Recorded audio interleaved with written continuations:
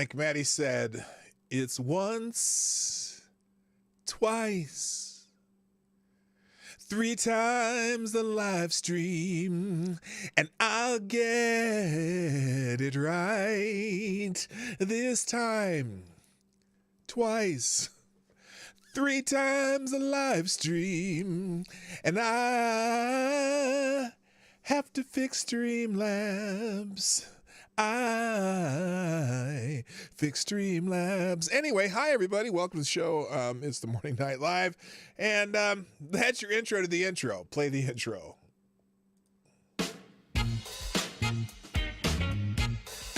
Ladies and gentlemen, coming to you live from the Lucky Dog studio in a hidden location somewhere in the upper Midwest of the United States of America, it's a brother making his own way, but with all the wrong opinions.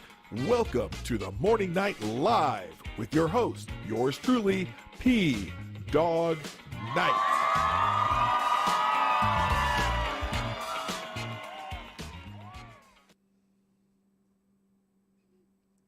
Okay, quick question. Did the stream die? Because now I'm on here. Oh, I see. This says this, I have to switch accounts. I'm having one hell of a time this morning on the Morning Night Live. Ladies and gentlemen, welcome to Morning Night Live. I'm your host, Marty, also known as Dawg Knight on the internet. And welcome back to the Dawg Knight Channel. It's Humpday Wednesday, the 23rd of March, 2023. And I'm glad you're here, and boy, am I glad I'm here, because this was not working out so well this morning. I don't know what the hell was going on. I just, annoying.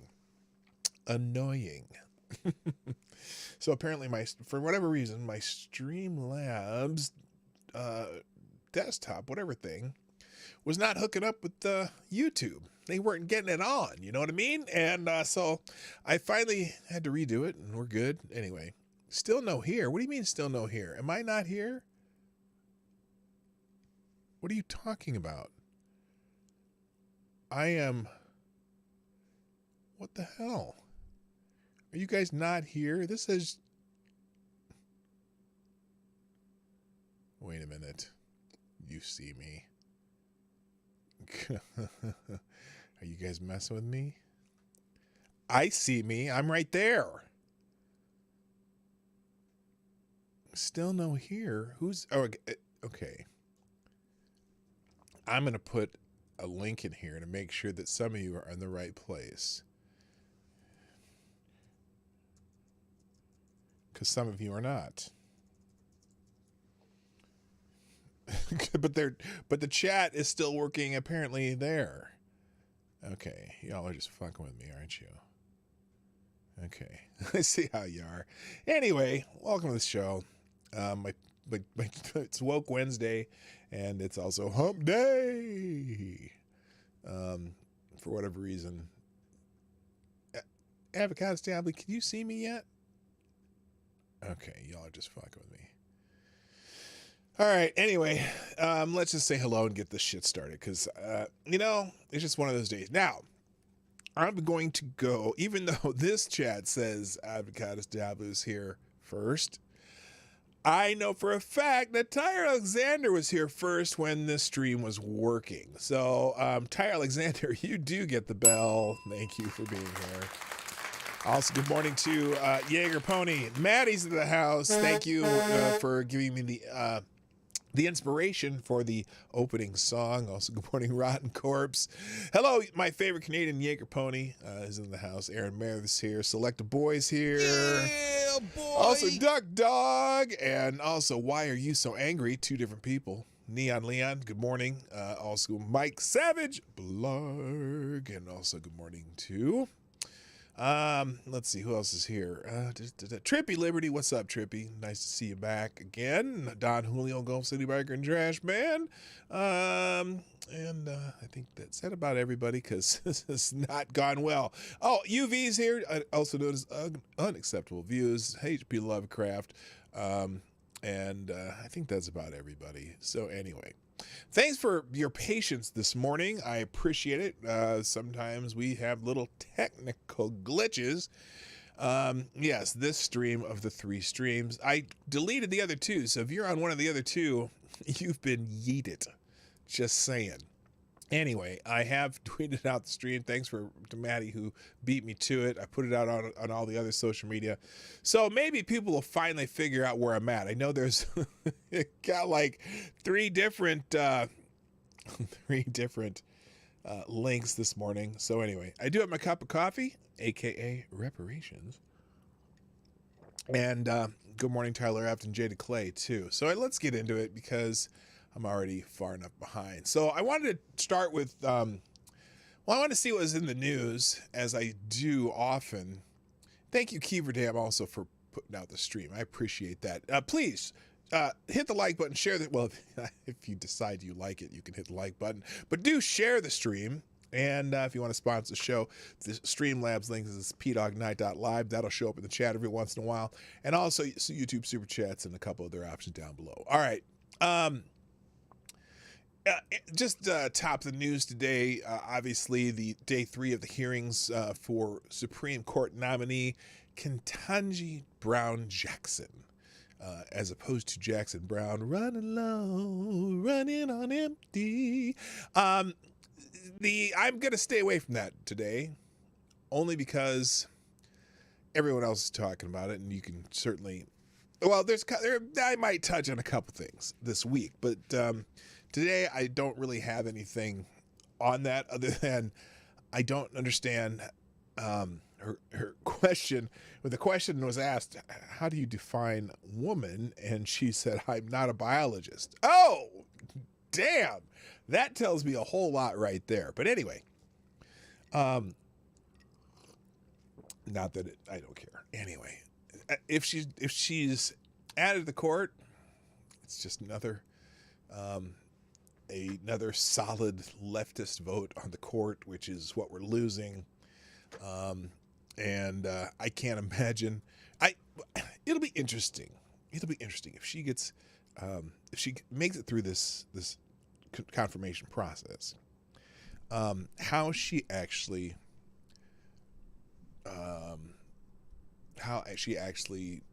treats her role as part of the Supreme Court. If she will modulate, so to speak, to more centrist type things, or if she stays what's expected to be as left as Kagan and Sotomayor. Anyway, she's sounding like a TERF to me. Oh, is she? Interesting. I'm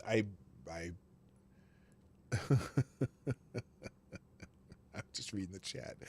I saw that. I saw that, H.P. Lovecraft. And is she? Did she actually did she actually define it or not? She said she's not a biologist. Anyway. All right, so but that's not what I want to talk about today. I want to talk about the COOF. Because, it hasn't been a big topic lately, but recently Dr. Anthony Fauci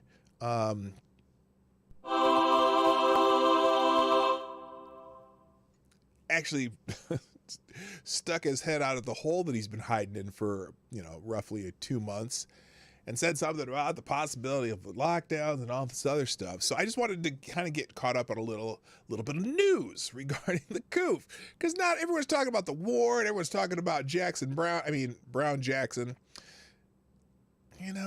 That's just a weird. Miss Jackson. I'm sorry, Miss Jackson. Ooh, I am for real. I'm never meant to make you not to cry. Ms. Jackson. She's the star of the day. Anyway, well, let's do this. I will give you an update. Okay, here's the update. That according to Twitter, day 3 of the hearings brings more questioning for Supreme Court nominee Ketanji Jackson Brown. Wednesday marks the 3rd day of confirmation hearings for Judge Brown, or Judge Jackson. Gosh, damn it. As the U.S. Senate Judiciary Committee considers her nomination to the U.S. Supreme Court, opening statements and questions were the focus of the first 2 days of proceedings, which touched on her career and education, judicial approach, family life, and more. I don't care about her family life. I only care about the law. And is she going to interpret the law as a law, or is she going to make up shit as she goes along? We'll see, but there's 8 other judges. Oh, the other question that bugged me, she couldn't answer the thing about whether or not packing the court is okay. Should they add judges so she could pack the court? She's like, I don't answer political questions. That's not a political question. That'd be a legal whatever question. But anyway, Thursday will bring added testimony from outside witnesses. Jackson needs to get a majority of the committee votes in order for her nomination to move forward to full Senate consideration. I'm assuming she will go on to full Senate consideration, where things will get even more murky and weird because, how they're doing. But it's weird. Oh, good Lord. This is someone named Linda Wheeler. We're unpacking everything that happened in the Supreme Court confirmation hearings for Judge Ketanji Brown Jackson at 3 p.m. Eastern Time. Well, that's great. There'll be a Bloomberg Law. We'll have one of those, what are those things called? The room things that they do. What do they call them? I can't even remember. Twitter Spaces. What the hell is that? They're going to have a Twitter Spaces this afternoon. Anyway, Senator Ossoff asked Judge Jackson how the Supreme Court could learn about complex tech cases. That's not the Supreme Court's law job. Oh my God. Anyway, so you can, there's plenty of places where you can go talk about that. I'm going to stay away from it today. Let's see what else is happening in the world real quick. I got to make this quick because I have limited time today. Thanks to this technical glitch I had today. Good morning, Midnight in Exile, by the way.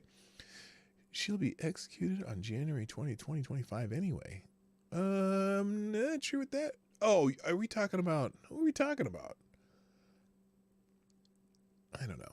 Anyway, what else is happening in the world? What Twitter thinks that,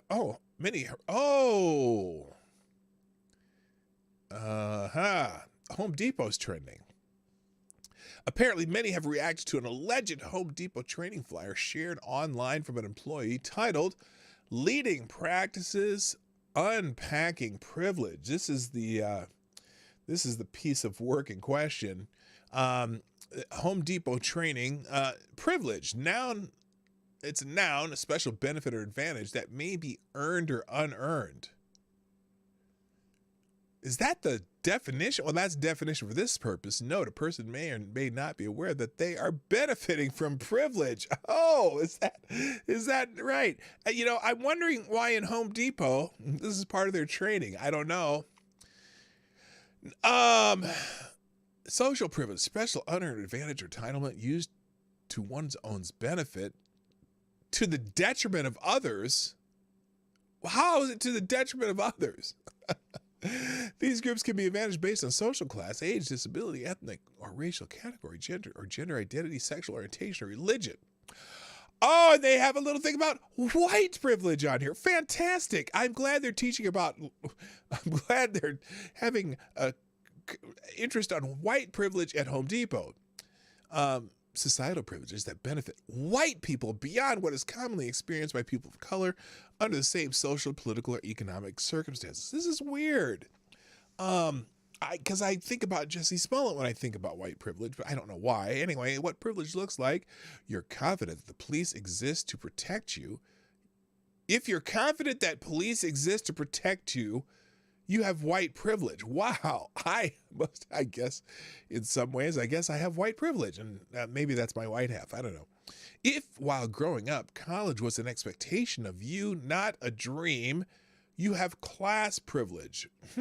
Interesting, because my parents were teachers. My grandmother was a teacher, and my great-grandmother was a teacher, and all my teachers in my family expected me and my sister to go to college. Now, it didn't work out that way. I went to college, my sister didn't, but, it was expected. Wow.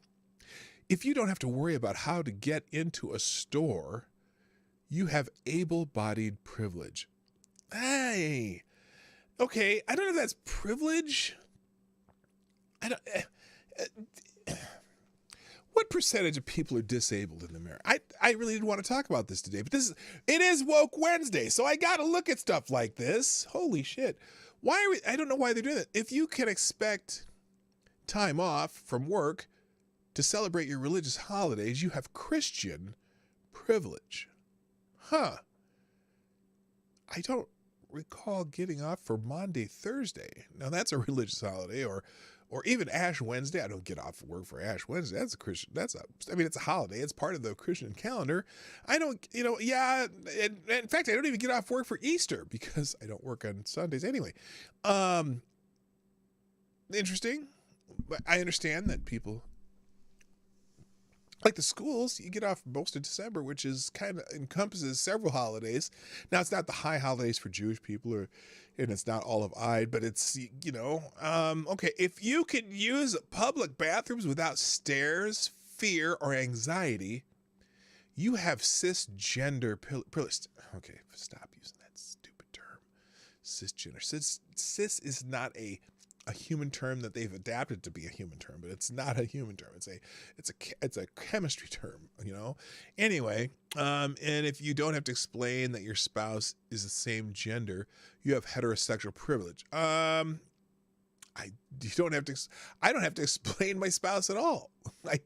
She can explain herself. Anyway, check your privilege. You can check the white box, the male box, the class box, the Christian box, the cisgender box, the able-bodied box, the heterosexual box. Hey, I got an idea. Has anyone ever thought of making an American box there? Because Americans have the privilege to talk about this, this bullshit. Anyway, and then, they define racism equals racial prejudice plus power. Interesting, because I got a feeling that the Ivy League schools that are discriminating against Asian students, I guess that's racism against Asians. They don't see it that way. Anyway, all right, so if you want to see that, I'll have that in the tabs today. Let's see. Anything else going on in the world? I'll just leave that one right there. Let's see. I didn't do Ketanji. I'll leave Ketanji Jackson Brown back. I did it again. I said Jackson Brown. Running along, running on empty. It's not Jackson Brown. It's Brown Jackson, which kind of sounds like something. I don't mean this against the judge. She's a fine individual. If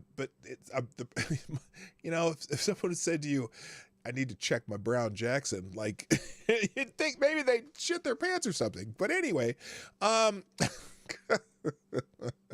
know why I said that. That was funny though. Anyway, so let's continue here. Let's see. Anything else trending? Manafort's trending. Don't care. Asaf, because he's asking questions. GOP, hashtag GOP racist is trending. How special. Republicans are not afraid of critical race theory. They don't even know what it is. They're afraid of theories critical of racist. Oh, yes, that's special. This is John Pavlovitz. He's a jackass. And they know who they are. Oh, good God. Let's see. GOP racist trending. Maybe if they didn't try to make today's hearing squarely about critical race theory after she said multiple times she had nothing to do with it, that wouldn't happen. But they can't help themselves and always end up on that side of the argument. That's Giovanni Bristow. Now, I appreciate Giovanni Bristow. Giovanni Bristow, a conservative black gentleman, and he does sometimes is critical of the GOP in particular. He's not a Republican or a Democrat. He's a black and conservative. But he's critical of Republicans because how they kind of fail in some areas with the 13% of the population that is of my demographic. And sometimes his criticisms are absolutely valid. And and I think, look, I think then they had a lot of questions about the letting pedophiles off easy and whatnot. Oh, and also this idiot, who's the dude from Indiana that Senator Mike Brown said interracial marriage should be left to the states. It's talking because someone asked him a question about interracial marriage and should that be left to the states, and apparently he forgot that somewhere between the 13th, 14th, 15th Amendment, that particular issue is not is in the Constitution, because we amended the Constitution for that. So he fucked up and made him look like an idiot. But anyway, I find humor. Judge Jackson, I fear that you're too soft on crime. Senator Hawley, I can assure you that I would never do anything like go to an active crime scene and cheer on the criminals. They're talking about January 6th. Anyway, I don't want to be in this. I'll talk about more about that whole situation now. Let's talk about the COOF though, because there is some new news this week about the COOF. One is that the CDC, according to the New York Times, by the way, did I tell you that I got a warning from YouTube and they took one of my live streams down? Apparently I said something to the effect that, I said something wrong about the election. I had some election misinformation. And I went through the entire stream, 90 minutes, well, it was 80 something minutes, 85-minute stream. And I think I had a one-liner. And in fact, it was from an article where I said, I'm not going to read this section of the article specifically because that's not allowed on YouTube. But apparently, as I read something else in the article, there was a one line in there that is the only thing that I can think of that they could say that I was giving election misinformation. And so they took the video down and gave me a warning, not a strike. I got a warning. It said the next time it will be a content strike. And I'm like, I don't need that shit. Anyway, but this article came from the New York Times, which is, this is the Daily Wire talking about the New York Times article. It is a reliable source. In fact, there's the New York Times article right there. CDC isn't publishing large portions of COVID data it collects. And in this article, which I have archived from the New York Times, there's a little tidbit in there saying that the CDC overreported stupid 19 deaths by more than 70,000. Now this is, I would say this is very generous, or maybe not even generous. It's not even I think it's a very limited thing about they're underreporting, because believe me, I've been seeing officials from different parts of the country talk about how they count stupid 19 deaths, and this overreporting may be even worse than this. But the Centers for Disease Control updated its stupid 19 deaths statistics last week, revealing an agency had included an additional 72,277 deaths that should not have been counted as stupid 19 deaths. The change impacted 26 states and all age groups. The CDC explained in a footnote the overcount stemmed from a coding logic error. Sure. The CDC also noted that some jurisdictions also include probable COVID cases in their death count, and that back in August, probable. It includes probable COVID cases in their death count. And then back in August, the data on stupid 19 deaths was changed after they identified a data discrepancy. So they're pretty cryptic on what exactly these errors were and why they happened. But the end result is that stupid 19 deaths were apparently significantly overcounted. With a total of 969,000 deaths from stupid 19, the actual deaths compose about 7.5% of that number. 416 extra pediatric stupid 19 deaths also represent a significant revision from the initial data. A huge change in the pediatric death count drops the estimate of stupid 19 deaths in children down to 1,341 nationwide. The children were about 19% of all COVID cases, but only about a quarter of a percent of those cases were fatal. And that was from pointing to data from the American Academy of Pediatrics. So now this is something that we suspected for a while, and so there you go.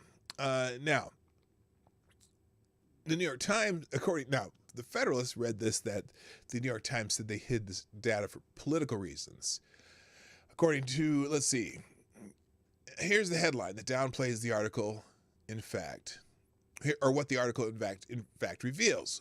2 full years into the pandemic, the agencies leading the country's response to the public health emergency has published only a tiny fraction of the data it has collected. Several people with that incredibly reliable source, several people familiar with the data said.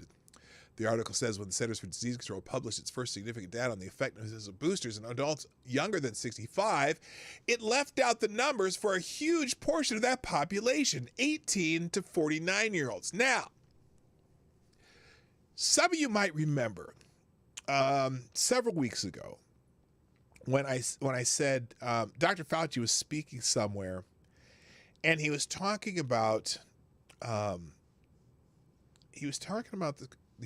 stupid 19 deaths and the effectiveness of the boosters. And he said something to the effect that if you're over, he started the sentence with you're over 50, that, the boosters, they're, 8 times better than if you don't have them, right?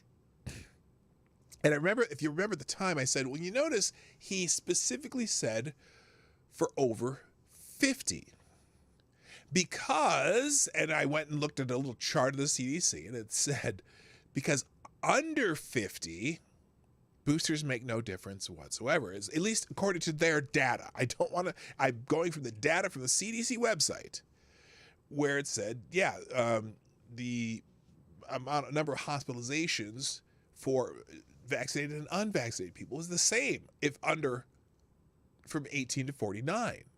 Whether you have the vaccination or the boosters or not. But over 50, if you looked at that same chart, yes, there was roughly 8 times more hospitalizations for the unvaccinated and / boosters. So, and I said at the time, I'm like, yeah, he's not telling you the whole truth. That's why he said over 50, because they hid the data for the population that is 18 to 49 years old. And then below 18, there was no difference whatsoever, because there were almost no hospitalizations, which was fascinating. Anyway, the agency has been reluctant to make those figures public, according to the Times, because they might be misinterpreted as this juice is being ineffective. So anyway, if you want to read the rest of that, that's I laugh because I heard that when he said it months ago. Months ago he said that shit. So anyway, and the error has always gone in the one direction. They have yet to err by undercounting. Exactly. Advocatus Diaboli. All right. By the way, the new stupid 19 czar, I guess the new person leading the charge.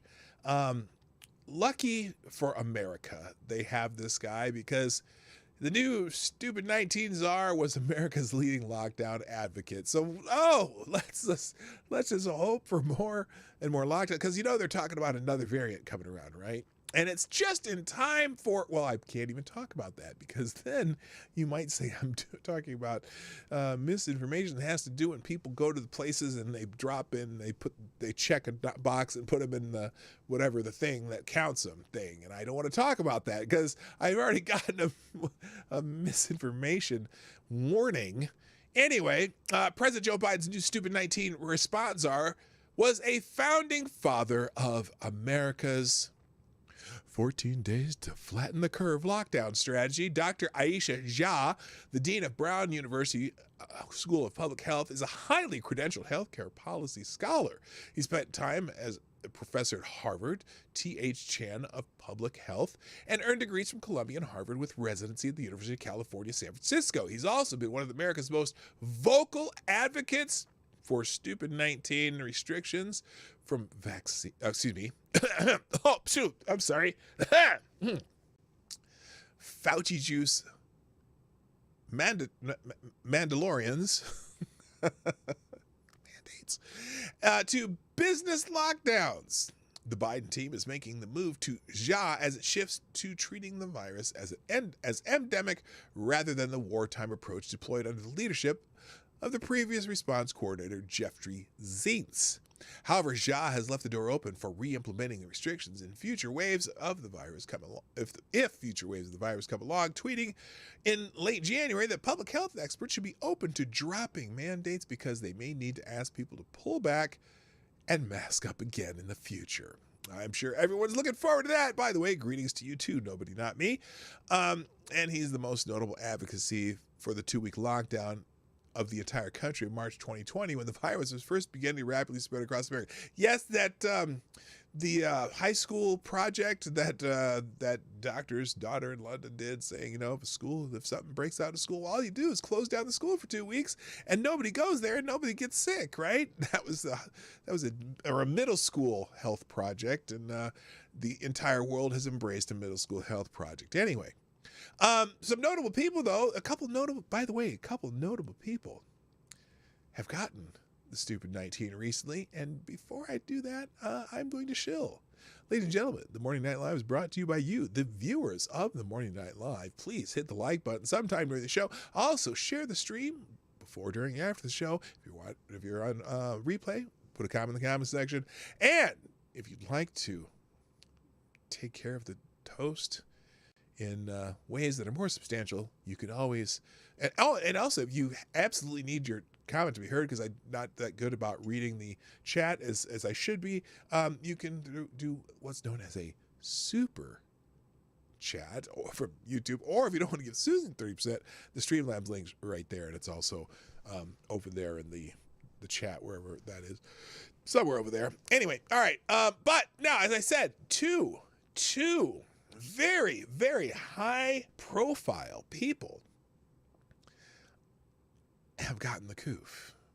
And I'm sure they're triple vaxxed and boosted up the yin yang. Although I don't want to think about either of these people's yin yang. Jen Psaki, not to be confused with the Japanese liquor, and do not use the word liquor and sake in the same sentence ever again, has tested positive for stupid 19 hours before Biden's big Europe trip. Oh no, where is that?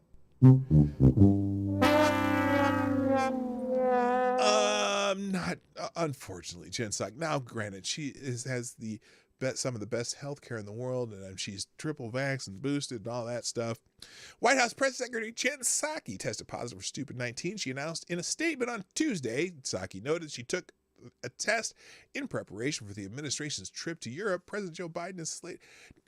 Now, you know what's wild about this? Because didn't the vice president's husband, what do they call him, the second gentleman they call him now, he had this coof just recently, and somehow no announcement that Kamala Harris ever got it, but now Jen Psaki has it. President Joe Biden is slated to travel to Brussels, Belgium on Wednesday to attend an extraordinary NATO summit and a European Council summit regarding Russia's invasion of Ukraine. He is then scheduled to head to Warsaw, Poland on Friday to make up for Kamala Harris's unexplainable laughter. Psaki said she attended I'm sure these... She says she attended 2 socially distanced meetings with Biden on Monday and added he is not considered a close contact as defined by CDC guidance. So now I'm really, really, really curious about this. So she attended 2 meetings. They're in the same room. How long were the meetings? Because let's say you're 6 feet apart, socially distanced, 6 feet apart. Okay, that's what they mean by social distancing, as defined by 2 weeks to slow to spread in the CDC. Social distance, 6 feet apart, right? And you're in a meeting, right? And how long in the meeting? How long do you have to be in the room for that? The stupid to travel more than 6 feet? Does it travel 6 feet and then just drop off the cliff like Wile E. Coyote? Like it just sits out there, and then all of a sudden, it's in the air and it just drops and falls to the ground. So as long as you're 6 feet apart, it can only travel that far. Or if you're living and breathing in a room and everyone's breathing and your air is pushing their air and blah, blah, blah, blah, wouldn't that go all over the place? This is it's just incredible how they try to play this off.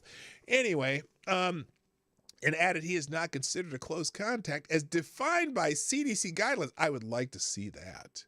What the CDC guidance is as not being a close contact. Were they in the same room? 2 socially distanced meetings. Yeah, she did. I thought she did have it a few weeks ago. She's not COVID positive. She just wanted some time off during the time he would be making a fool of himself so she wouldn't have to cover for it. Well, I'm sure they'll have it live on video. for the White House sake. Anyway, hello, Zombie Teddy. What's happening?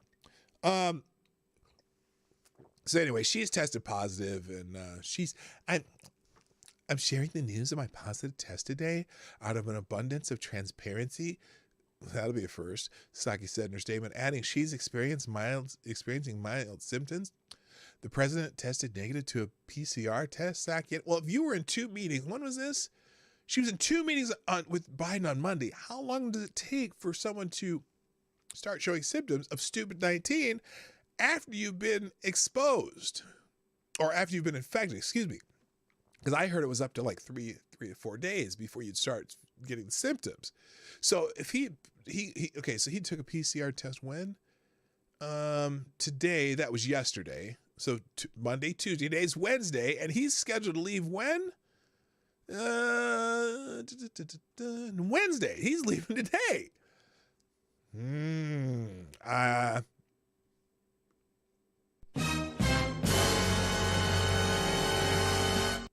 I'm just saying. Anyway, now she's not the only high-profile vaxxed and boosted person who is for stupid 19 who announced that they have it. You know who else did? Another high-profile woman, because is it Women's History Month this month or something like that? I don't know. Maybe this is last month. Who knows? No, yeah, I think is that this month? I don't know. Anyway, Hillary. Wait, what the hell's that? That's not it. Hillary Clinton has also tested positive for stupid 19. Now, I mentioned this yesterday because someone on Twitter, I said something about Hillary Clinton got it, and here's her tweet that she said. She said, "Well, I've tested positive for COVID. I've got some mild cold symptoms, but I'm feeling fine. I'm more grateful than ever. The protection vaccines can provide against serious illness. Please get vaccinated and boosted if you haven't already." Anyway, Hillary Clinton announced Tuesday that she has tested positive for stupid 19 and is experiencing mild cold-like symptoms. The former Secretary of State revealed her diagnosis on Twitter, where she said she's feeling, and so she's advocating for the boosters and the whatever not. And apparently, Bill has not tested positive; he tested negative, and will be quarantining at home. And so, now look.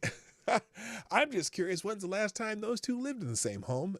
There's no confirmation that they even live in the same home, but hey, he tested negative.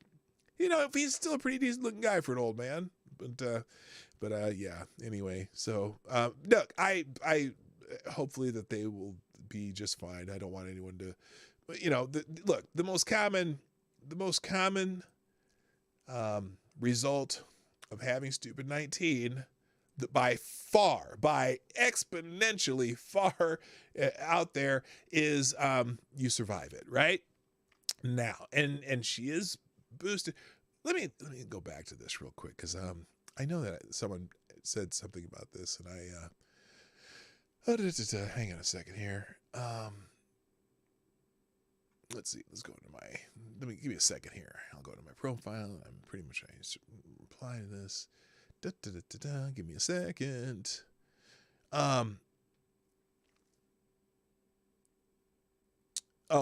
Someone was saying this. It was funny because Jimmy Dore was tweeting about this. This is the pandemic of the unvaccinated, Joe Biden. If you get a vaccine, you're not going to get COVID, Joe Biden. Those are Joe Biden's words. And also the dude from Pfizer. Well, breaking news, White House Press Secretary Jen Psaki tested positive, and then also Hillary Clinton. But that's not the one I was talking about. Real quick, while I'm searching for that, thank you, Tyre Alexander, for sponsoring the show today. Tyre Alexander, you are the new Streamlabs Superstar sponsor of the day. Thank you very much. Who says? Oh, we have a sponsor. We have a sponsor. Thank you, Tyre, for alerting me to this sponsor. Let's get some proper sponsor music.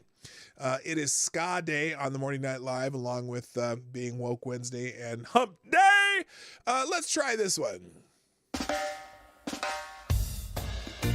Today's sponsor is Oh, that's really loud. Hang on a second. There we go. That's better. Today's sponsor is FU Farms at... I'll turn it down a little more because that's still loud. At FU Farms, we are hard at work growing our prized fucks. Our fucks can be given to anyone that needs one. We give out fresh, homegrown fucks to Biden, Kamala, Fauci, and who thinks lockdowns work. FU Farms. Give out our fucks. So there you go. I have no idea how loud that music is because it's loud on my end no matter what. So I don't know if that works. If you can hear the ad, I appreciate it. But everyone, thank you, Ty Alexander. Appreciate you very much. All right. Where was I? Hillary Clinton. Yeah, she has the coof.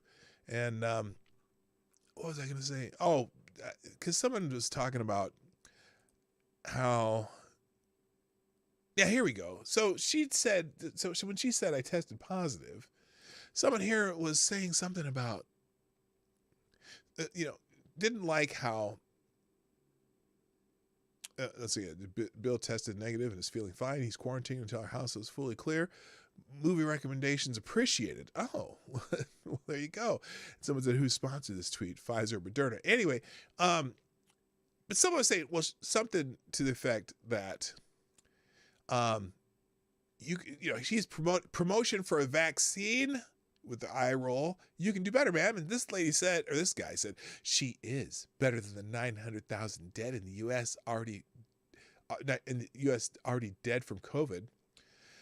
And my answer to that is, well, how about the 150 plus million of us who survived COVID? 60 million pre-vaccine. And those are estimates by Johns Hopkins University. Johns Hopkins. Although her age and BMI, she's much higher risk. So good thing she's vaccinated because, I don't want to make it a thing about Hillary's weight, but she's old and she's on the obese end of the scale. And so she is one of the people who I absolutely agree should have the Fauci juice. She should have the jab. She should have the needle and whatever because she's in a high risk group. And so that's that. All right, moving on, because I have limited time today. Let's get into Woke Wednesday. So in woke news today, a federal judge, let me get the right thing on here. A federal judge has blocked a D.C. law allowing children to be vacationed without parental consent. Oh, interesting. Are we actually allowing parents to have some choice over the children? This is kind of a combination Woke Wednesday article, by the way. A federal judge on Friday blocked a Washington, D.C. law that allowed children to be vaccinated without parental consent. The D.C. Council passed a Minor Consent for Vaccinations Amendment Act in 2020, which allows that children young as 11 can get a vacation without knowledge of or consent from parents if a provider decides they are capable of consenting. What? What the bloody hell are you talking about? Oh, look at this. Uncle Hotep, what's up, man? And thank you for sponsoring the show today. Who says, through YouTube Super Chat, he says, is Hillary a pog? Look. Come on, man. Come on, man. Look. When I think of the word pog, okay, the last person I think of is Hillary Clinton, okay? A pog is, man, stop it. Just stop. You know better. Thank you. Thank you, Uncle Hotep, for dropping a deuce in the tip jar. I appreciate it. That literally was dropping a deuce in the tip jar. Anyway, thank you, sir. And welcome to the show. Also, good morning, Ryan himself. A battle pog. As Ryan's answer. Anyway, the D.C. Council passed a Minor Consent for Vaccinations Amendment in 2020, which allowed children as young as 11. Now, wait a minute. Without the knowledge or consent from parents if a provider decides they are capable of consenting. Now, in the United States, you can't enter into any form of contract, binding contract, under 18 in this country. So why would a provider decide that a child can consent to anything, especially when their brains don't completely start working until they're 25? Nobody, not me. That's a great question. First of all, good morning, legit low talker. Nobody, not me asked, what is a POG? Will somebody explain what a POG is to nobody, not me? Well, I can do it. I'll type it out, and because I don't want.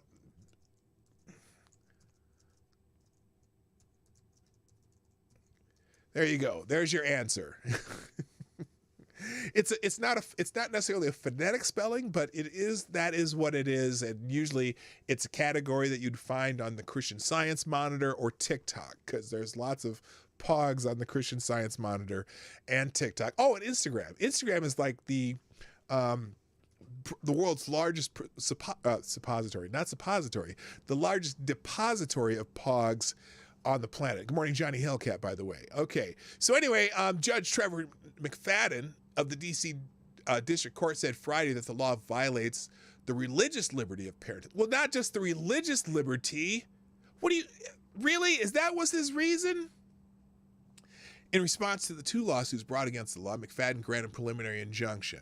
As reported Just the News, the first lawsuit came from a D.C. father with a 13-year-old who suffers from medical conditions, including autoimmunity and asthma caused by earlier Stupid 19 vacations. The father said his son was singled out for not getting the Stupid 19 vacation, and that the district created a pressure cooker environment, enticing and physiologically manipulating their minor children to defy their parents and to take vacations against their parents' will, that's BS. And I'm sorry, children cannot enter contracts, so why would they be able to consent to their own medical decisions? I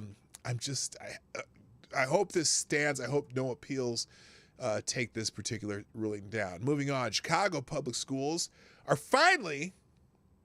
they're masking their kids again. Good Lord. Chicago public schools, city's teachers unions in a legal battle to uphold universal masking policies. This is really stupid. The viral load that children carry doesn't really. Even the CDC admits that the viral load does not. This is unnecessary shit. Holy shit. Anyway, morning GD. SOB, what's up? Nice to have you back. Amid nearly imperceptible rise in Stupid 19 cases, Chicago public schools return to masking kids in K-12 classrooms, and its teachers union is still pressing for further Stupid 19 restrictions. The city schools were among the last in the nation to drop universal mask mandates for children, having promised a shift to a mask optional policy on March 14th. However, CPS published a flyer that says students must wear masks whenever visiting a school nurse, for at least 10 days after Stupid 19's exposure, and for at least 5 days after a week-long period at home learning of at-home learning. The Chicago Department of Public Health can also require an entire class to mask up at any point, the flyer reads, and CPS may require masks again if the community transmission reaches a moderate or high level. So they're not, okay, so the title of this is not necessarily as it seems. They're saying that they're going to, let's see, there are conditions at which they're telling you conditions at which they will have kids mask again, but still, clearly, when you're supposed to follow the science, I don't feel like they're following the science. They're following their emotions. But, anyway, moving on. And then there's also an article in PJ Media called The Island of Dr. Fauci. I'm going to just skip this one today, but just kind of talking about how he's disappeared, but he's also preparing the way for the new surge that he was talking about the other day. Maybe we'll talk about this a little more tomorrow. Let's see. Now, this is kind of more of a woke Wednesday kind of thing here, though. Scientists are blaming big tech and media for silencing Stupid 19 debate. Now, this is more First Amendment kind of stuff and whatnot. Thanks to the Stupid 19 pandemic, scientists across the country have had some of their first interactions with journalists in big tech. Catherine Stein, an infectious disease epidemiologist at Ohio's Case Western Reserve University, anonymously criticized the state's Stupid 19 policy and personally contacted state lawmakers to share her skepticism, particularly on mask efficacy. What blew my mind was the fear-mongering in the media, she said. You know what's... Oh, speaking of fear-mongering, let me just tell you a little experience I had, okay? Lady Boomer and I had to go into an urgent care because she injured her foot, or she has an injury of her foot.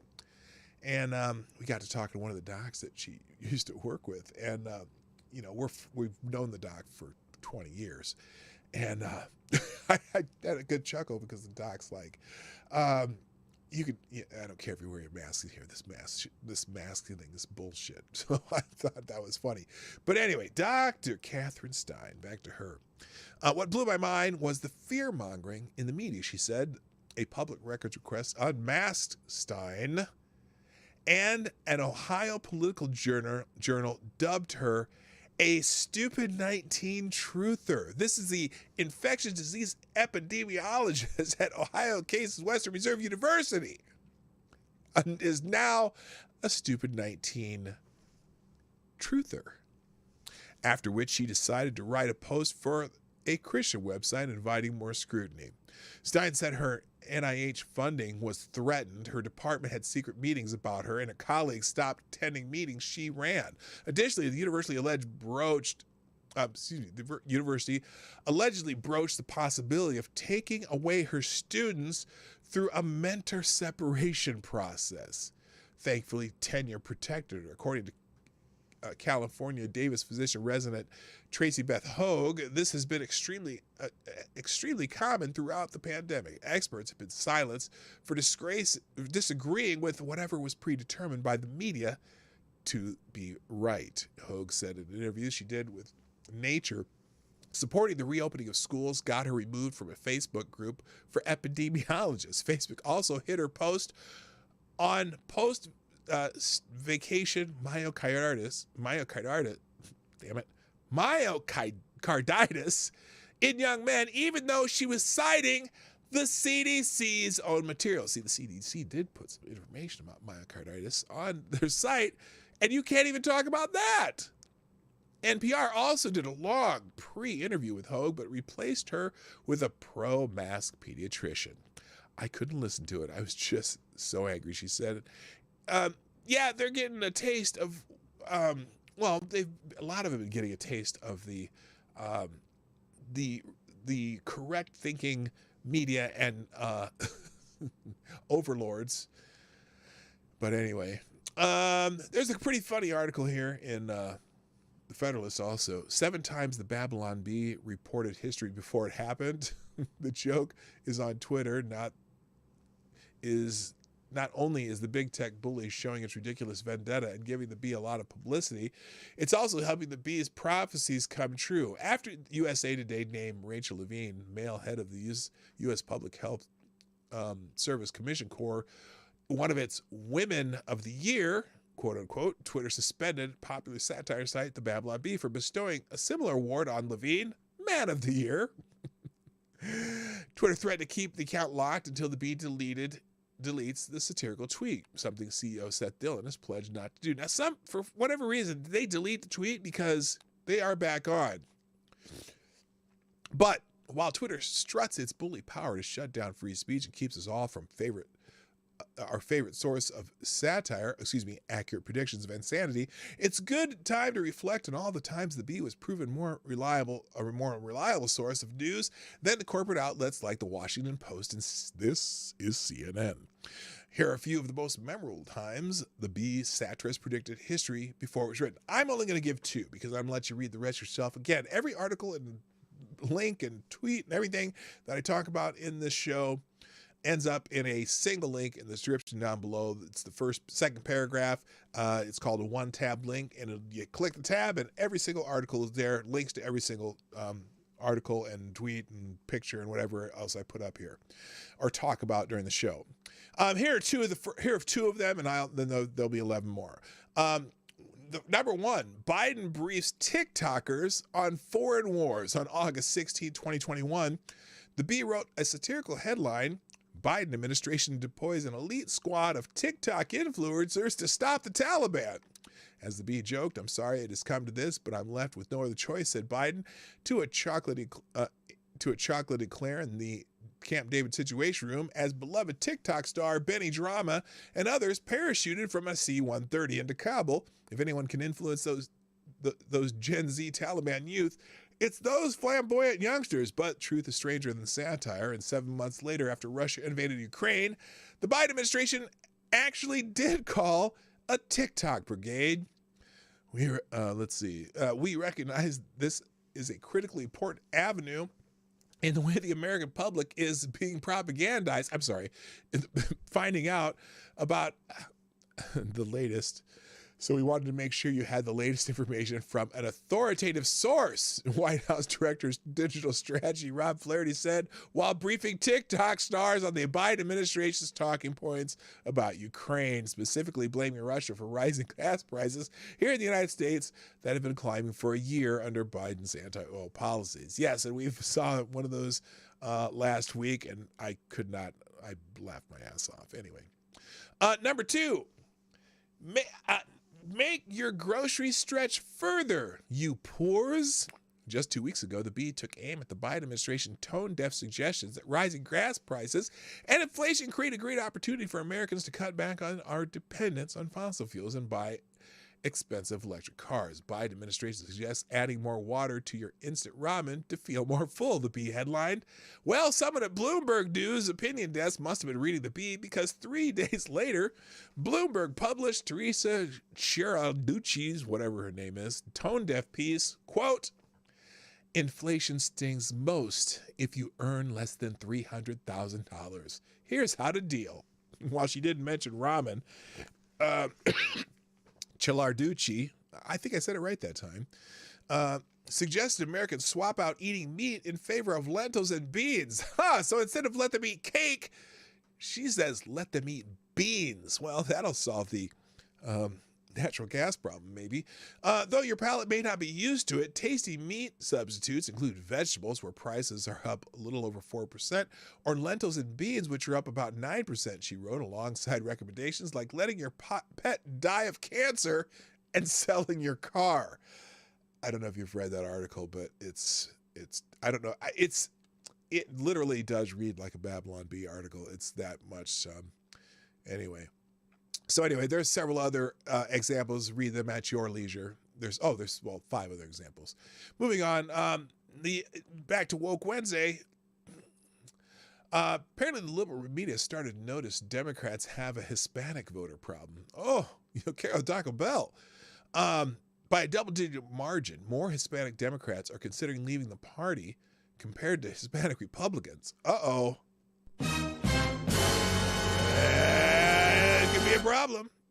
We have documented the genuine flight of Hispanic voters from the Democratic Party to the GOP. It was recently observable in Texas, along the border in all places. Now some people in the liberal media are starting to take note of this phenomenon. Mark Caputo, jackass from NBC, seems to be trying to downplay the issue with this headline. Quote, "Poll, Hispanics aren't flocking to the GOP, but Democrats still have problems."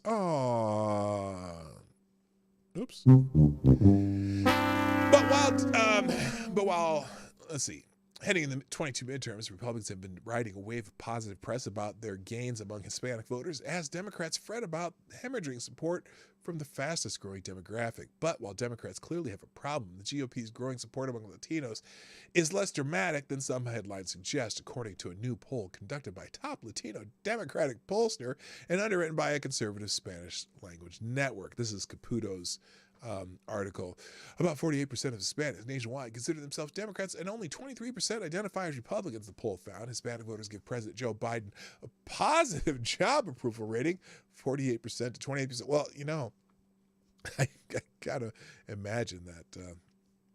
I don't know where they do these polls. Anyway, in contrast to disapproval of 54% to 44% among registered voters overall in the most recent NBC News poll. But 5 paragraphs down, reality sets in. Still, the poll bears numerous warning signs for Democrats. A double-digit margin, more Hispanic Democrats are considering leaving the party compared to Hispanic Republicans. Such potential party switchers are mainly becoming independents or third-party voters, and they also tend to line up more with Republicans on some issues, like trans swimmers, illegal immigration. You know who some of the most vociferous opponents of illegal immigration are? Hispanic voters. They don't like that shit either, especially ones who came here legally. Anyway, gives you some more examples down through here of why there's. I don't expect a great wave of Hispanic voters to the GOP, but I expect that the Democratic Party is probably going to lose a lot of Hispanic voters. Anyway, now also the title of the day, though, the war on wokeness, and I'm going to finish up with this one, even though I've got a few more articles, because I found this fascinating yesterday because I was on Twitter and I watched this ad for a new razor. Because I don't know if you're familiar with Harry's razors. Remember a couple years ago when Gillette put out that really weird woke ad where they spent the whole ad basically bashing men for being men and perpetuating negative stereotypes of men. The whole freaking Gillette ad was of them shitting on men. And then they had the ad where the father was teaching his transgender son to shave, and so Gillette went woke, and so for a while Harry's razors had a little blip there because people were like, well, fuck Gillette, and Harry's razors kind of going that same way. So the Daily Wire, which isn't that Ben? Well, it's not necessarily Ben Shapiro's group, but he's one of the founders. They've already started their own movie company, so they're kind of getting into the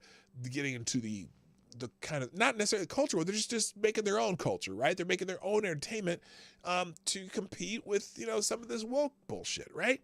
Well, now they also have launched a razor company, Jeremy's Razors, named after the one of the founders of the Daily Wire. On Tuesday morning, Daily Wire announced the launch of Jeremy's Razors, a new razor company, as a response to Harry's Razors pulling their ads from the Daily Wire last year over, quote, inexcusable, end quote, opinions, in Harry's words, expressed by the Daily Wire on gender. I think they were a little mad about, what's his name? Matt Walsh, that guy, when he went on Dr. Phil and asked a simple question, what's the definition of a woman? And they didn't have an answer. Anyway, by Tuesday afternoon, Harry's was forced to market pressure to respond to their latest competitor. In a statement given to Spy.com, Jeff Rader, co-founder and CEO of Harry's, maintained that they believed in free speech, but were drawing the line on hate. See, now look, when one person's opinion is labeled as hate, when it's not necessarily a non-mainstream opinion, you can go jump in the lake. What's his name? Jeff? Here's his statement. We created Harry's to offer... And here's the other part. Guess what, dumbass? People with opinions you don't like buy freaking razors. Some of these people who opinions you don't like, they shave. So why are you kicking yourself in the dick to kick half your customers? We created Harry's to offer better shaving and grooming products to everyone. We believe deeply in free speech, but draw the line at hate.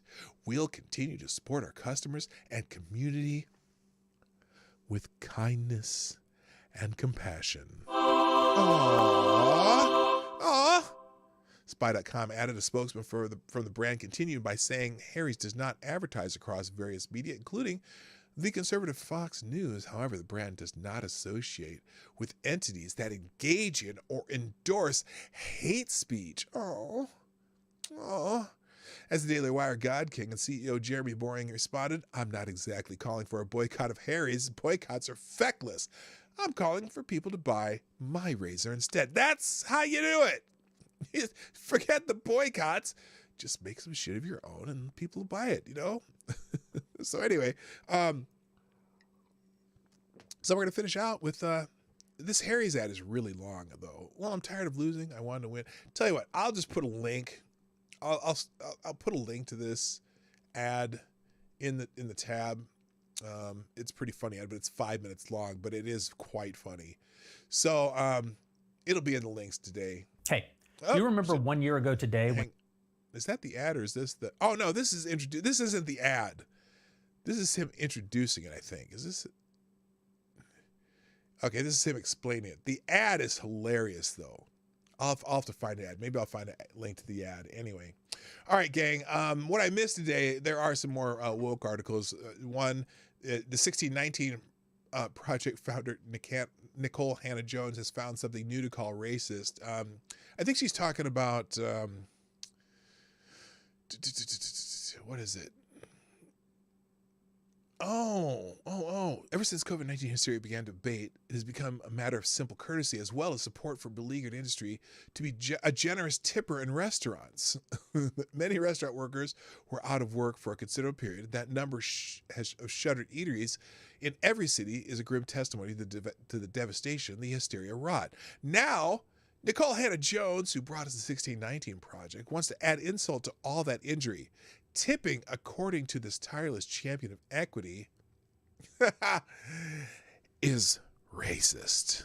That's racist! Of course, pretty much everything from Dr. Seuss to French fries is racist these days, but Hannah-Jones' rage at tipping is a new one. It all started Monday when Hannah-Jones tweeted and later deleted, quote, tipping, oh my God. Okay, I'm not done yet. She said, tipping is the legacy of slavery, and if it's not optional, then it shouldn't be a tip, but simply included in the bill. Have you ever stopped to think why we tip? Like why tipping is a practice in the U.S. and almost nowhere else? Well, not nowhere else, but well, no, I haven't. There are all sorts of customs and cultural habits that have their roots in long forgotten beliefs and practices, but Hannah-Jones claimed that tipping is a legacy of slavery. Strange credulity.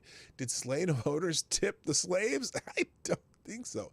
Maybe they gave us some extra soup or something. But after getting some pushback for her nonsense, Hannah-Jones hastened to assure the world that she was a big tipper. Oh, if y'all are reading what I'm writing or nah, I said I tip. I tip well. Okay, that's funny. Anyway, you can read the rest of that one. It's in PJ Media. It's this article with her prominent mug on the front of the ad, and there you go. 1619 Project. Nicole Hannah-Jones thinks tipping is racist. Okay, there you go. Also, the Emmett Till opera was canceled because the lyrics were written by a white person. I don't know why anyone would want to look. An Emmett Till opera. That's some straight up oppression porn right there. And why someone wrote an opera about the death of Emmett Till, God. Anyway, but some people got canceled at the City College of New York because they had a petition because the opera was, well, first of all, it was an opera about the lynching of a 14-year-old boy, if you're not familiar with Emmett Till, but the opera written by a white person, so they canceled it. Also,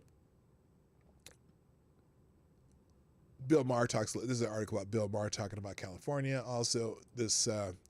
Here's this. I think this is the jackass in Indiana. Oh no! This. So for whatever reason, Indiana Governor Eric Holcomb vetoes a bill banning transgender females from school sports. You can read up on that one. Anyway, that's it for today, people. I got to go. I'm out of time. Thanks for your patience at the start of the show because it didn't work out so well. And also, thank you for being here, period. It's nice to see some new faces in the chat every once in a while. Ladies and gentlemen, the Morning Night Live is brought to you by you. please hit the like button and share the stream for 24 hours a day, before, during, and after the stream.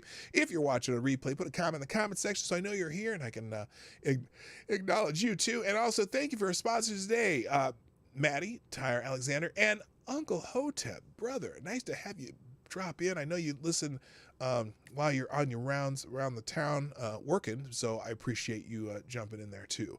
And go check out Hotep's Been Told You every Thursday night on Hotep Jesus' channel. That's it, people. I gotta go. Thanks for being here. My name is Dawg Knight. And I'm out of here. Bye-bye.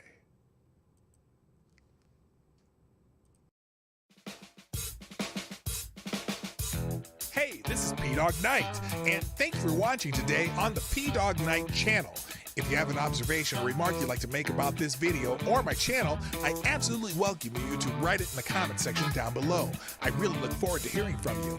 And before you go, if you like what you saw but you're not already subscribed, please make sure you hit the subscribe button and definitely click that bell that pops up afterwards so you'll be notified when I post new videos or when we go live. I broadcast my live show, The Morning Night Live, Monday through Friday at 10 o'clock Eastern, 9 o'clock Central. A special thank you to all the supporters of this channel who share our videos on social media and who make donations through Streamlabs, YouTube, Venmo, and Cashapp, which are all linked in the description down below. Thanks again, and until next time, I'm PDawgKnight, and I'm out of here.